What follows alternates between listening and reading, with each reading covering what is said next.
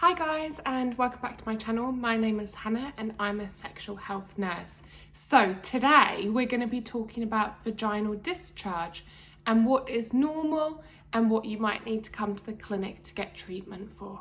So as I'm sure you've noticed, you'll realise that this space here is blank. Normally I have a picture or flowers or something there, but today I'm going to be putting little videos up of different consistencies of discharges, different colours, and then talking about them so that you guys can get a little bit of an idea of what's normal and what might you need a little bit of support from a sexual health clinic for. So the first discharge we're going to talk about is the thick kind of yellowy greeny discharge.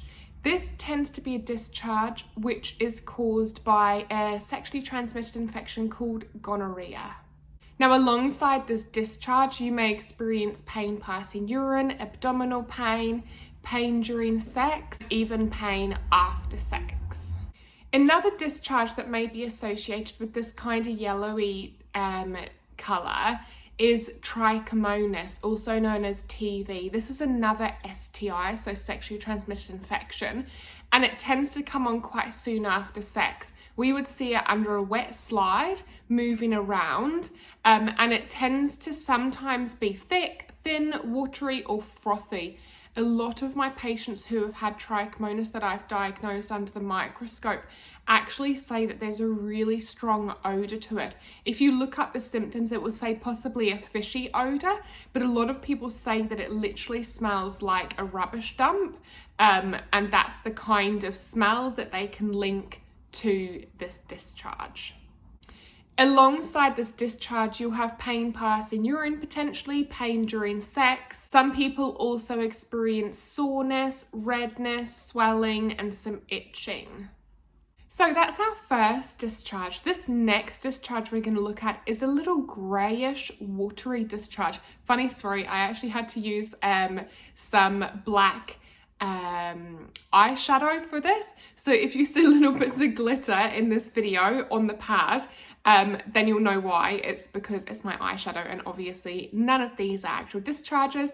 They're used with foods or food colouring, things like that, just as an example. So like I said, with bacterial vaginosis, you will find that you get this greyish, watery discharge. It tends to have a distinctive smell, which people describe as fishy. Now, bacterial vaginosis is not sexually transmitted. It's caused by an imbalance in the healthy bacteria in the vagina, causing them to overgrow, and it increases your vaginal pH. So normally the vagina is acidic. Bacterial vaginosis will lead to your vagina becoming alkaline. I have actually done a video all about bacterial vaginosis, so feel free to check that out if you feel that you've got the symptoms or just want to know a little bit more information. Okay, so the next discharge we're going to talk about is a bloody discharge. Now, obviously, if you're just at the beginning or the end of your period, then you may find a little bit of blood mixed in with the discharge. Obviously, this video shows quite extensive bleeding, but it tends to just be a little bit of blood mixed in with a normal discharge. What you will find is concerning is if you are having bleeding after or during sex, or if you're having bleeding in between your normal cycle. That is when you may want to come to a sexual health clinic or get some sexual health screening, just to rule out infections such as chlamydia or gonorrhea, which could be causing this abnormal bleeding, and to check your cervix to make sure that there's nothing on your cervix, such as a polyp or an ectropion, that could be causing any bleeding also. Now, obviously, bleeding during or after sex could be due to the fact that you're not well lubricated and that the sex is a little bit rough. So there's a little bit of trauma caused to the vulva or the vagina, and that's absolutely fine. But it's kind of more of a continuous bleeding after sex. So you have it on multiple occasions, not as just a one-off. So the next discharge is a really thick, white, clumpy discharge. Sometimes it can be slightly paste-like, but in this video, it's a thick kind of cottage cheese discharge. Sorry if this puts anybody off cottage cheese, but it very much does look like cottage cheese. Now, the main symptom for thrush is actually external itching. Sometimes you can get itching in the vagina itself also. So you may not find that you have this discharge if you do have thrush.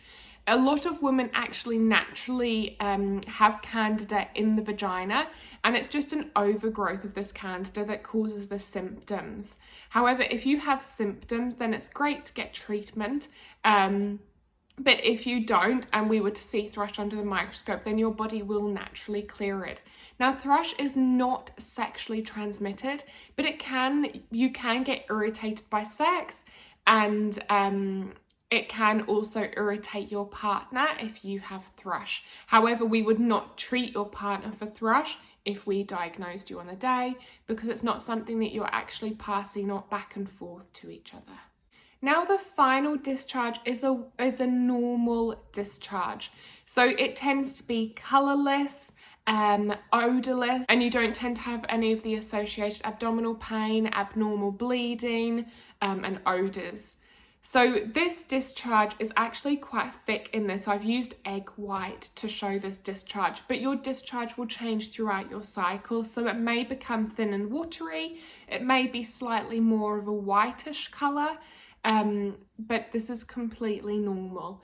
If at any point you're concerned about your discharge and it's changed from the normal, that's when I'd advise for you to come into a sexual health clinic and just have a sexual health screening and examination to rule out other causes. Okay guys, I hope that's been really helpful. Just a little bit of tips towards what's normal and what you might need a little bit of more support to treat. Thanks so much guys, take care, bye bye.